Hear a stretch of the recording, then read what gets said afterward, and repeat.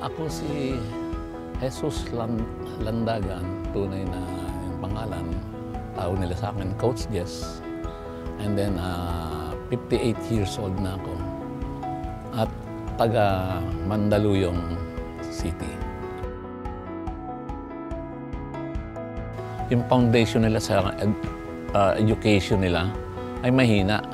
Kaya minsan, mga 16 years old, 17 years old, ay nasa elementary pa lang o kaya nasa first year high school.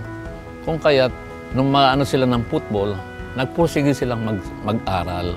Nagkaroon sila ng parang self-confidence, yung tiwala sa sarili na sa pamamagitan ng football, ay makukuha rin nila yung halimbawa makapag-aral din sila.